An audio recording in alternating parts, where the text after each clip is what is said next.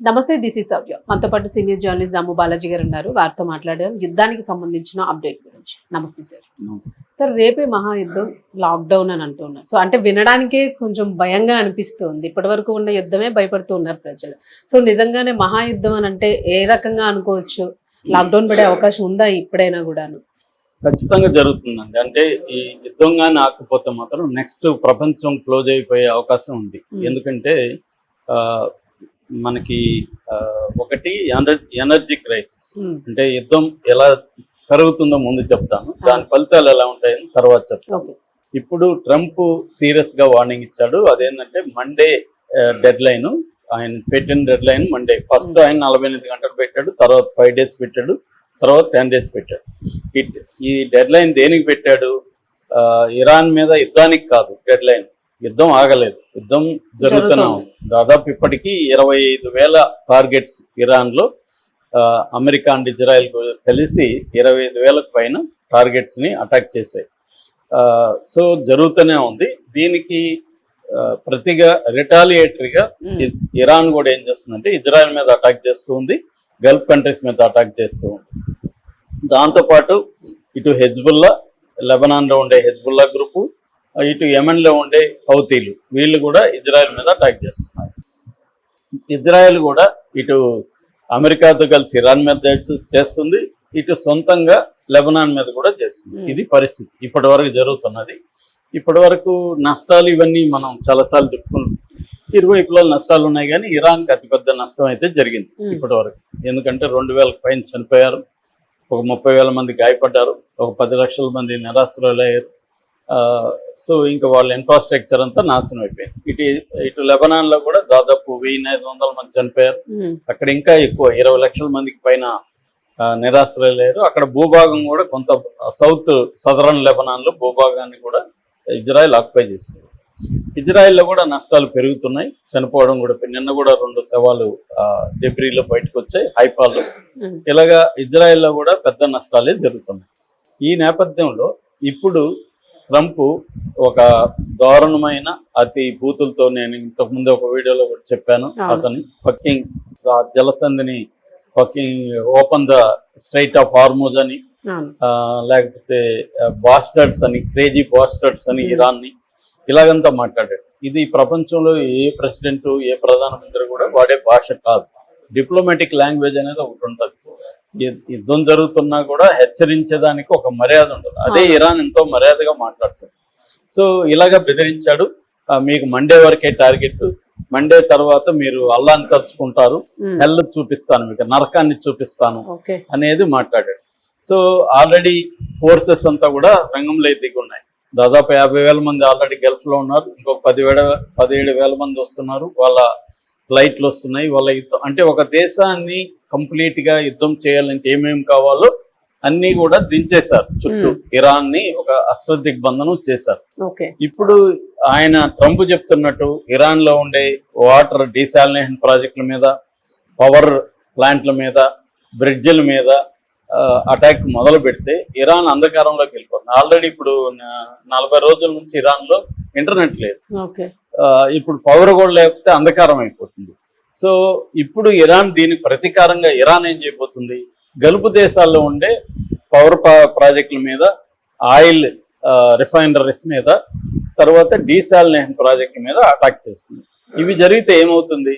Complete గా Gulf దేశాల నుంచి ఇప్పటికి ఏంటంటే ఆయిల్ అవి వస్తున్నాయి స్ట్రైట్. దీని నుంచి ఇరాన్ మెల్లమెల్లగా అందరికీ వదులుతూ ఉంది. జపాన్కి వెళ్ళింది, సౌత్ కొరియాకి వెళ్ళింది, సౌత్ ఆఫ్రికాకి వెళ్ళింది, ఫ్రాన్స్కి కూడా నిన్న వెళ్ళింది, ఆల్రెడీ ఇండియాకి వస్తున్నాయి, పాకిస్తాన్కి వెళ్తుంది. ఇవన్నీ అంటే ఏషియన్ కంట్రీస్ ఎంతో కొంత ఊపిరి పీల్చుకోవడానికి ఇరాన్ హెల్ప్ చేస్తూ ఉంది. అట్లా యూరోప్కి కూడా. ఈ దశలో ఇప్పుడు కానీ వారు పెద్దదైతే ఏం చేస్తుందంటే ఈ హార్మోన్ జలసంధిని కంప్లీట్ గా మూసేస్తుంది ఇరాన్. అది నేను చెప్పేది ఇరానే చెప్తుంది. కంప్లీట్ గా మూసేస్తే అసలు ఇంకా ఒక చుక్క ఆయిల్ కానీ, గ్యాస్ కానీ, యూరియా కానీ ఏమి బయటికి రానప్పుడు ఆల్రెడీ నిల్వలు అయిపోతున్నాయి. సో మనకి ఆల్రెడీ మన ఇండియా తీసుకుంటే ఆల్రెడీ కమర్షియల్ గ్యాస్ 300 పెంచారు. ఆల్రెడీ హోటళ్ళకి వీటికి దొరకకుండా మూసేశారు, ఫ్యాక్టరీలకు దొరకట్లేదు. మన చాలా చాలా పెద్ద ఫ్యాక్టరీలకి మూతపడిపోయే అవకాశం ఉంది. తర్వాత యూరియా 85% మనకి అక్కడ నుంచి రావాలి. యూరియా రాదు. యూరియా రాకపోవడం పంటలు పండే పరిస్థితి లేదు. దాంతో ఫుడ్ క్రైసిస్ వస్తుంది. So gas, oil, food, urea ఇలాంటి అనేక క్రైసిస్లు మనకి స్టార్ట్ అవుతుంది. దాంతోపాటు మనకున్న అదనపు ప్రాబ్లం ఏంటంటే 1 కోటి మంది గల్ఫ్ దేశాల్లో ఉన్నారు. వాళ్ళల్లో ఆల్రెడీ 20 లక్షల మంది వచ్చేసారు. ఇప్పుడు మిగతా వాళ్ళు కూడా వచ్చేస్తారు అక్కడ నుంచి. మనం అది కూడా తీసుకురావాలి. దీనివల్ల 2 ప్రాబ్లం. ఒకటి, ఆ 1 కోటి మందికి మనం ఇక్కడ లైవ్లీహుడ్లు చూపించాలి. ఆ 1 కోటి మంది నుంచి దాదాపు 5 లక్షల కోట్లు ఇండియాకి రెమిటెన్స్ రూపంలో వస్తుంది. అది ఆగిపోతుంది. అలాగా ఇండియా ఎకనామీ స్పందించిపోయి ఇండియాలో కూడా లాక్డౌన్ పెట్టాలి. లాక్డౌన్ అంటే అర్థం ఏంటంటే ఇక్కడ వేరే రకంగా పబ్లిక్ గా తిరగద్దని కాదు. లాక్డౌన్ అంటే అన్నిటికీ రేషన్ వచ్చేస్తుంది. వారంలో ఇన్ని రోజులే బస్సులు తిరగాలి, ట్రైన్లు తిరగాలి, అన్ని రెస్ట్రిక్షన్స్ వచ్చాయి. అదొక రకంగా అప్పటి లాక్డౌన్ కంటే కూడా సీరియస్ లైఫ్ అంతా స్తంభించిపోతుంది. ఇది ఒక దశ. నెక్స్ట్ ఫేజ్ ఏంటి? డేటా వార్ జరుగుతుంది. ఇరాన్ ఏం చేస్తుందంటే ఇప్పుడు ఈ 2 రకాల వార్ అండి ఇరాన్ చేస్తుండేది. ఒకటి ఎనర్జీ వార్. ఎనర్జీ వార్లో స్టేట్ ఆఫ్ హార్మోజ్ మూసేయడం, ఈ గల్ఫ్ దేశాల్లో ఉండే ఎనర్జీ ఇన్ఫ్రాస్ట్రక్చర్ ని ధ్వంసం చేయడం. మూడవది అక్కడ బబెల్ మండబ్ అనే ఒకటి ఉంది అక్కడ రెడ్ సీలో. అక్కడ నుంచి కూడా 15% ఆయిల్ వస్తుంది. దాన్ని కూడా క్లోజ్ చేస్తారు. ఎందుకంటే అది ఎవరి కంట్రోల్లో ఉంది? వీళ్ళ మిత్రుడైన సౌదీ ప్రభుత్వ కంట్రోల్లో ఉంది. దాన్ని క్లోజ్ చేస్తారు. అంటే 35% ప్రపంచంలో 35% ఆయిల్ అండ్ గ్యాస్ ఆగిపోయింది, బ్లాక్ అయిపోయింది. యూరియా మిగతావన్నీ బ్లాక్ అయిపోయినాయి. సో దీని తర్వాత ఇరాన్ ప్లాన్ ఏంటి? ఈ కేబుల్స్ ని కట్ చేయడం. ఈ కేబుల్స్ కూడా హార్ముజ్ జలసంధి నుంచి వచ్చే 17-20 కేబుల్స్ ఉన్నాయి. అటు రెడ్ సీలో కూడా 17-20 కేబుల్స్ ఉన్నాయి. కేబుల్స్ కానీ కట్ అయిందనుకో దాదాపు మనం అందరూ కూడా అంధకారంలోకి వెళ్ళిపోతాం. మన బ్యాంక్స్ పనిచేయవు. ఆల్రెడీ నేను ఒక ఫ్రెండ్ కలిసి చెప్తున్నాను, నేను ఒక 20-30 లక్షలు ఇంట్లో పెట్టుకోదలుచుకున్నాను. ఎందుకంటే అతను 50 దేశాలు తిరిగాడు. నేను చెప్పిన ఫ్రెండ్ ఒక 50 కంట్రీస్ తిరిగాడు. ఆయనకి నాలెడ్జ్ ఉంది వరల్డ్ వైడ్ గా ఎట్లా ఉంటది. ఈ మధ్య కూడా మొన్ననే ఫిలిప్పైన్స్ పోయి వచ్చాడు, 5 రోజులు ఉండి వచ్చాడు.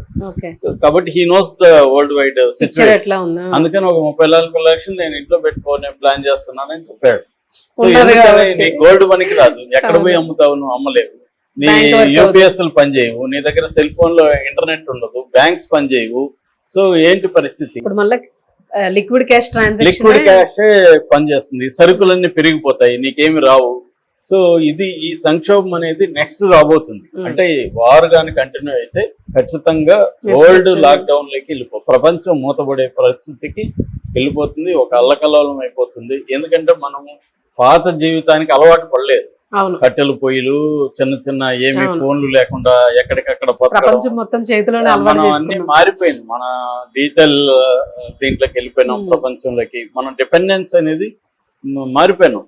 ఇప్పుడు మనం వెనక్కి వెళ్ళాలి. ఇరాన్ ప్రజలకు అవన్నీ అలవాటు కాబట్టి వాళ్ళకి ఇబ్బంది లేదు, పడతారు. సో ఇప్పుడు అమెరికా లాంటి రిచ్ కంట్రీస్ వాళ్ళని ఎవరినో కొట్టుకొని వాళ్ళు బాగానే ఉంటారు. ముఖ్యంగా థర్డ్ వరల్డ్ కంట్రీస్ మనలాంటి దేశాలు బాగా ఇబ్బందులు పడబోతారు. ఖచ్చితంగా ఇది ఎఫెక్ట్ అనేది ఈ మహాయుద్ధం ఖచ్చితంగా ఇది మహాయుద్ధమే. ఎందుకంటే దీని నెక్స్ట్ స్టేజ్ న్యూక్లియర్ బాంబు కూడా వేయచ్చు. ఎందుకంటే ట్రంప్ అతను పిచ్చివాడని ఇప్పుడు ప్రపంచం అంతా డిక్లేర్ చేసేసింది. ఆ పిచ్చివాడి చేతిలో న్యూక్లియర్ వెపన్ ఉంది. అట్లాగే వీడు ఇంకా మహా ఉన్మాది నెతన్యాహు. సో వీళ్ళిద్దరి దగ్గర న్యూక్లియర్ వెపన్స్ ఉన్నాయి. ఒక 2 వేసారు అనుకో ఇరాన్ మీద, దీనికి ప్రతిగా రష్యా రంగంలోకి తిరుగుతుంది, చైనా రంగం. ఆల్రెడీ రష్యా, చైనాలు హెచ్చరిస్తున్నాయి. వాళ్ళు ఇజ్రాయెల్ మీద ఖచ్చితంగా వేస్తారు. సో ఇవి వేసినప్పుడు 3వ ప్రపంచ యుద్ధం కూడా ఖచ్చితంగా వచ్చే అవకాశం ఉంది.